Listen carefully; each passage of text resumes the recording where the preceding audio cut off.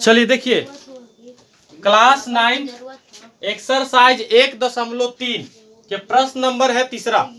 कहता है कि निम्नलिखित को P बटे Q के रूप में व्यक्त कीजिए। यानी कि जो संख्या है उसको किस रूप में लिखना है? P बटे Q के रूप में लिखना है। तो कैसे बनेगा? रेकरिंग वाला क्वेश्चन है ना। तो 0.6 और 6 के ऊपर रेकरिंग है। तो यहाँ पे जो रेकरिंग है एक अंक पे रेकरिंग है। कितना अंक पे रेकरिंग है? एक अंक पे है। तो 0.6 6 के ऊपर रेकरिंग है। तो बनेगा कैसे?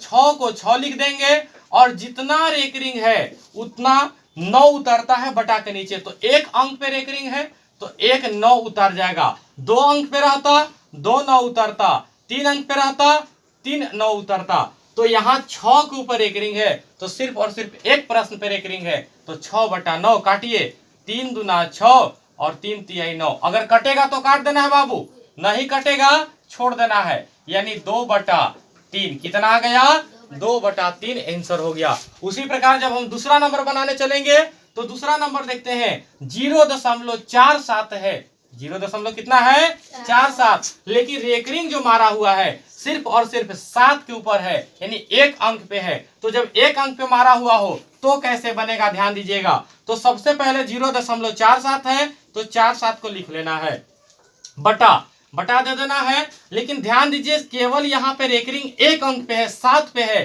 तो जब एक अंक पे है तो एगो बटा के नीचे 9 उतरेगा, लेकिन एगो उतरेगा। अब एक अंक जो 4 था ये बच गया, तो जो बच जाता है अंक उसके लिए बटा के नीचे 0 उतरता है। क्या उतरेगा बटा के नीचे?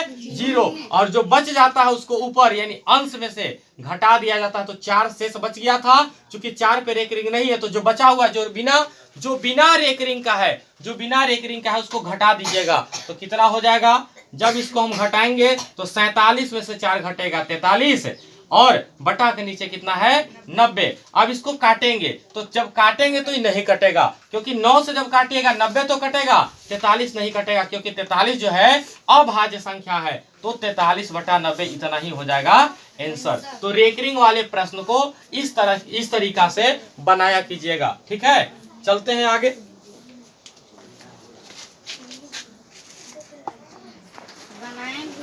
चलिए प्रश्न संख्या इसका तीसरा हम लोग देखेंगे। प्रश्न संख्या तीसरा का क्या है? ये तीसरा नंबर प्रश्न है। 0 कहता है 0.001 और ऊपर में रेकरिंग मारा हुआ है। तो रेकरिंग जो है बाबू तीनों अंक पे है। जब तीनों अंक पे है तो कितना हो जाएगा? 1 है तो 1 और आपका जो है दशमलव के बाद 3 अंक 1 2 3 और रेकरिंग तीनों पर है, इसीलिए बटा के नीचे 3 गो 9 उतरेगा। जितना अंक पे रेकरिंग रहेगा उतना 9। अगर एक अंक पे रेकरिंग है 1 गो 9, 2 अंक पे रेकरिंग है 2 गो 9, 3 अंक पे रेकरिंग है 3 9, 4 अंक पे रहेगा 4 9। इस प्रकार से आपको बनाना है। तो 1/999 इतना ही हो जाएगा आंसर। चलिए ठीक है।